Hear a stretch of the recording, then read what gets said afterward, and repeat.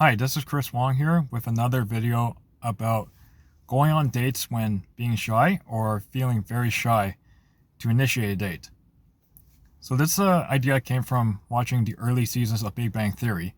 The character Raj was either very shy or he just couldn't talk to women in general, with the exception of his mom or his sister.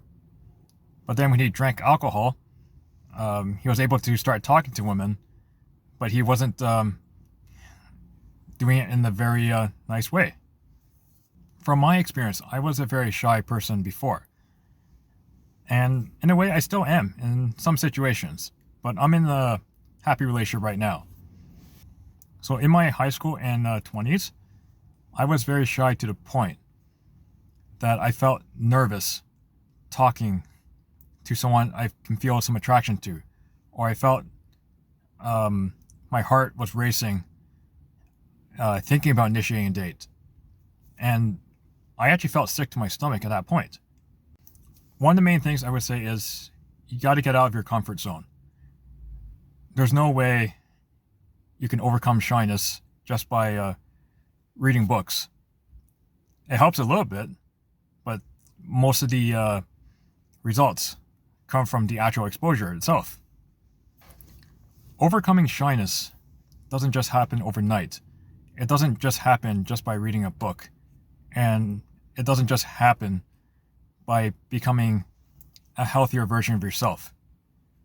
All those things do help a bit, but most of the results come from actual exposure. And it's not just a one-time exposure in order to overcome it. It has to be done on a consistent basis. Just like working out. Can you overcome shyness by approaching, say, 15 potential partners for a date on the same day? Or would you overcome shyness better if you approach one person a day for 15 days for a potential date? I would think the second choice will help you overcome shyness because of the consistent exposure.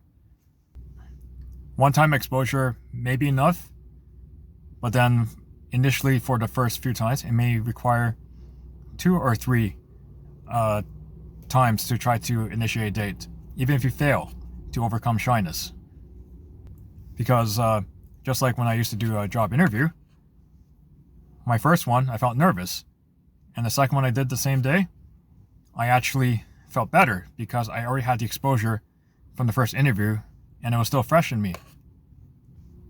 But then, even from that kind of experience, when I had interviews on, say, Monday and Thursday in the same week, the Thursday one I felt better than the Monday one. Because the Thursday one, I was still kind of fresh from the Monday one. And then I had experience where I actually approach one potential date, and I actually felt really nervous, sick to my stomach, and although I got rejected, I felt sick for a couple hours, and then didn't bother asking out for another year or 2. And because of that experience, I could have told myself,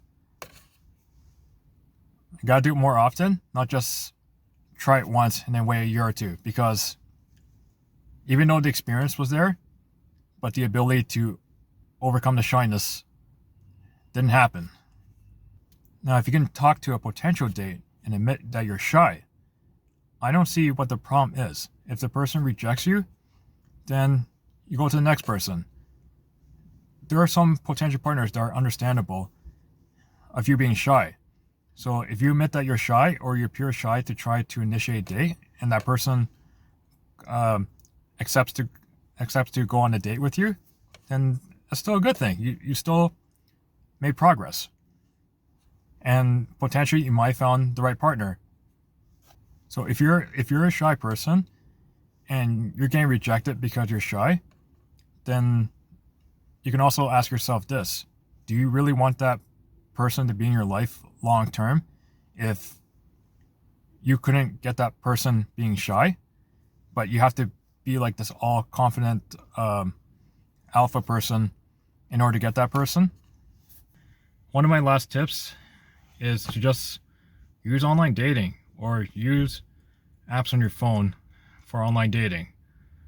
Now, I won't give any names of the apps that are good or bad for this video, but I would say, like, who cares if you're using online dating to go on dates? Or who cares when you tell your family that you're going on online dates?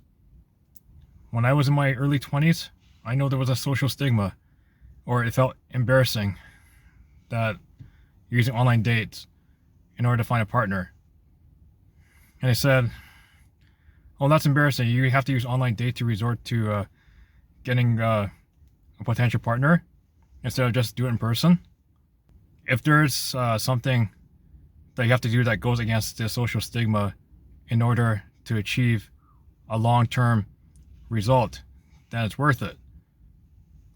Like, for example, why would you want to try to impress a group of people who you have to act normal to or act cool in order to be part of the group, and not go online dating or not make a fool of yourself in order to find a potential partner, when going against that type of behavior gets you a long-term partner for the rest of your life? I myself would rather go against the social stigma in order to improve myself, and to go against it in order to get a long-term partner, than to try to act normal and very fitting in a group of people that might kick you out of the group for going against the social stigma. I mean, that goes the same with friendships or your close friends. Do you really want to be friends with people, a person, if you have to try so hard to follow the social stigma, or to in order to be very liked by the person, and in the process you lose who you really are? Is that really worth it in order to hang out with a group of friends or who probably will not care for you if you decide to act like yourself, or you decide to go against social stigma to achieve something?